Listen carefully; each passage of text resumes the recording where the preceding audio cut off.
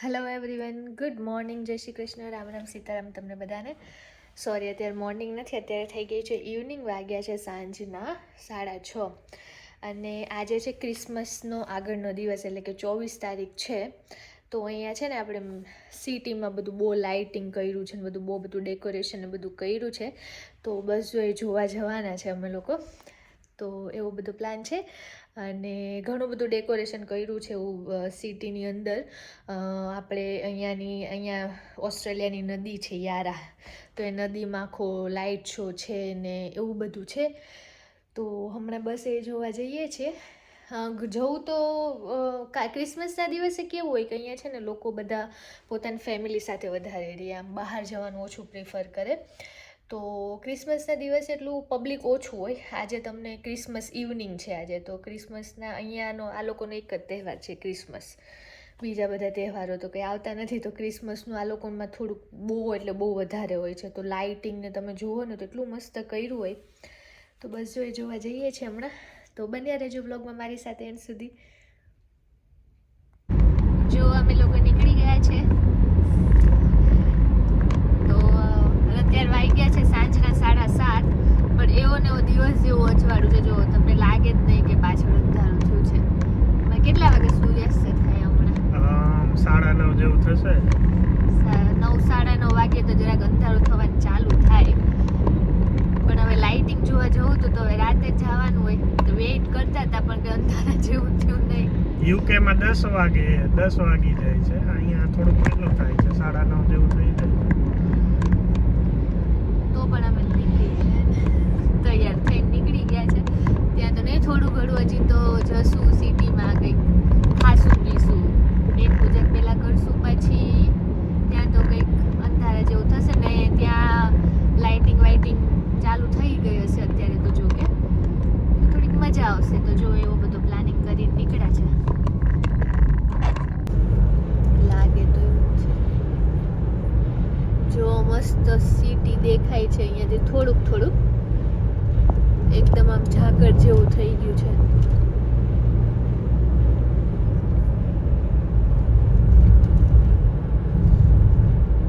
વાતાવરણ સરસ છે, બસ ખાલી અંધારું નથી એટલો જ ફરક છે.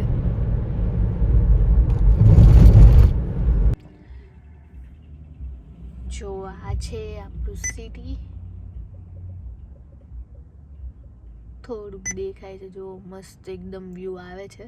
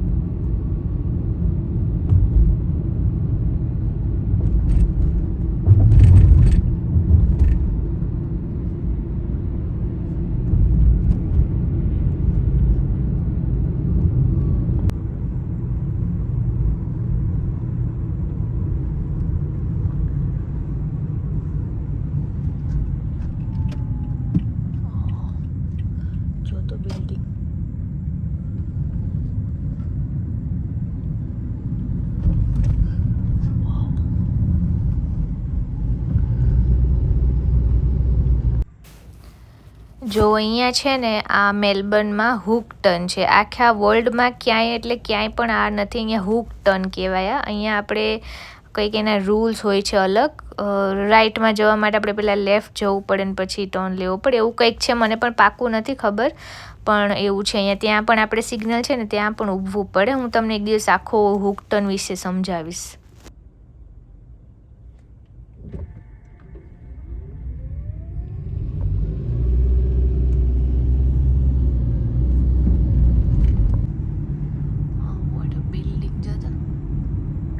Turn right onto અહીંયા Bird છે Street. hook turn. અહીંયા પણ છે હુક ટર્ન.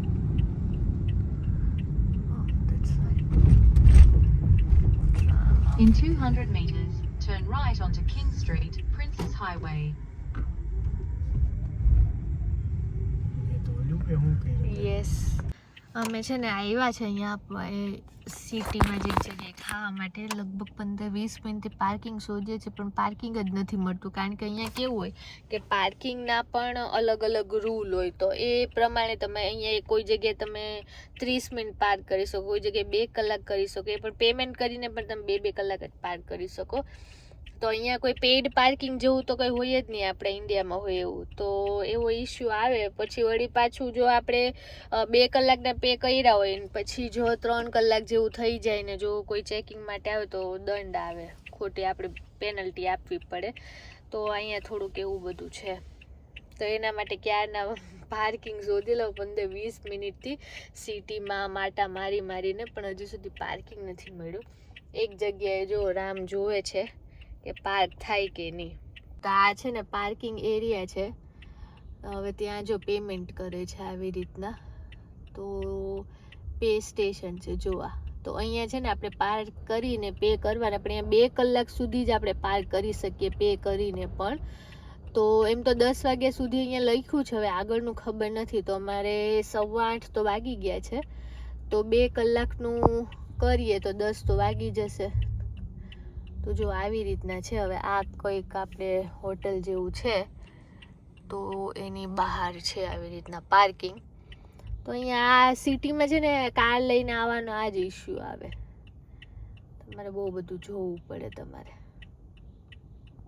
તો જો એ લોકોએ છે ને અમારી પાસેથી $6.60 લીધા છે, કારણ કે એમાં ચોખ્ખું લખેલું છે કે ભાઈ 10 વાગ્યા પછી, એમાં ઉપર લખેલું હતું કે 4 થી 10 2 કલાક પાર્ક કરી શકો, પણ આપણે 10 વાગ્યા પછી છે ને તે પાર્કિંગની મતલબ પૈસાની રિક્વાયરમેન્ટ નથી. તો એ લોકોએ અમારી પાસેથી $6.60 લીધા. એમ 1 કલાકના કેટલા છે? $4 જેવું હતું. તો આવી રીતના આ લોકો જો આવી રીતના સીધું એમાં ડાયરેક્ટ આવી ગયું, જો સિટી ઓફ મેલબર્ન કરીને આખી એની રિસિપ્ટ જ આવી ગઈ તમારે. અને એમાં લખેલું હતું કે 10 વાગ્યા પછી તમે રિક્વાયરમેન્ટ નથી, એટલે 10 વાગ્યા સુધી લીધા એ લોકોએ. જો આવી રીતના બધી જ ઓટોમેટેડ સિસ્ટમ છે, બધે જ ઇલેક્ટ્રિક સિસ્ટમ ચાલે છે અહીંયા. જો અમે લોકો હવે જઈએ છીએ અહીંયા ખાવા માટે. તૈયાર થઈને તો મસ્ત આવ્યા હતા, પણ ઠંડી પણ સારી એવી છે. તો સારું કે અમે હુડી લઈને આવ્યા હતા, બાકી મારે તો એમને મજા રામે દરા લઈ લીધી હતી. ઠંડી છે, સારી એવી ઠંડી છે. તો જો હવે ઉનાળા જેવું તો છે નહીં કઈ. ઉનાળા જેવું તો નથી, હજી ચાલુ છે. જો તો બિલ્ડિંગ છે મસ્ત. જો સામે જવાનું છે. તો અહીંયા અમે લોકો રોડ ક્રોસ કરવા ઊભા છે. સારી એવી ઠંડી છે, એમ તો નથી લાગતી, ખબર નહીં બહુ અચાનક લાગવા લાગી.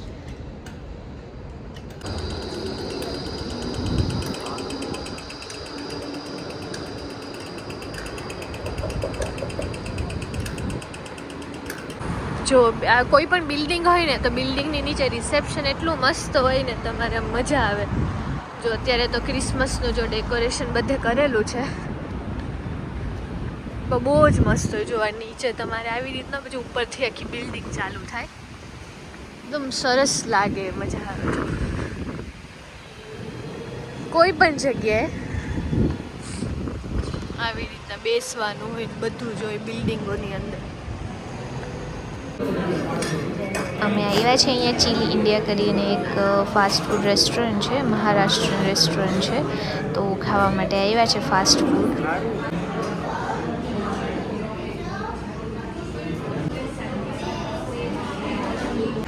અમે લોકોએ ખાઈ લીધું છે ને હવે ખાઈને એટલી બધી ઠંડી લાગે છે, ફૂલ ઠંડી છે. એમ થાય છે કે ઘરે જઈને સૂઈ જઈએ, લાઇટ વાઇટ નથી જોઈ, જો એવું થાય છે, બહુ ઠંડી લાગે છે અમને. એમ કે કેટલું ટેમ્પરેચર બતાવતા હતા, 15 બતાવતા હતા, તો અમે કોટ લીધા વગર ખાલી હુડી પહેરીને આવ્યા છે. તો હવે લાગે છે ફૂલ ઠંડી. એમ હમણાં થોડીક વાર એમ થતું હતું કે લાઇટ વાઇટ નથી જોઈ, વયા જાય ઘર, પણ ના, અમે ડિસાઈડ કર્યું કે અમે લાઇટ જોવા જોશું. તો હવે જઈએ છીએ. જો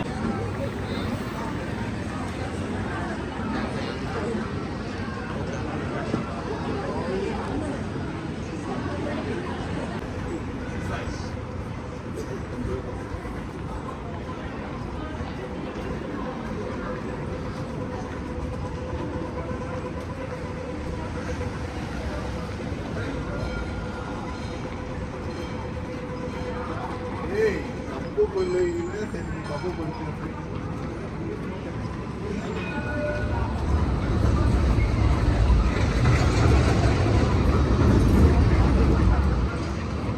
ટ્રાન્સમાં પાવ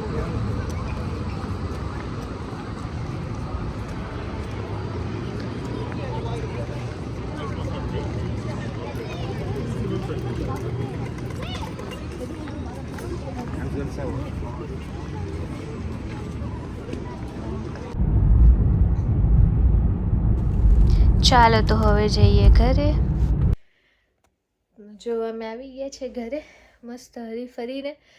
તો જો આ વિડીયોને હવે હું અહીંયા જ પૂરો કરીશ અને નેક્સ્ટ વિડીયો માટે મારી ચેનલને સબસ્ક્રાઈબ જરૂરથી કરી લેજો અને તમને આ વિડીયો કેવો લાગ્યો એ કમેન્ટમાં જરૂરથી જણાવજો. Okay, bye bye, good night.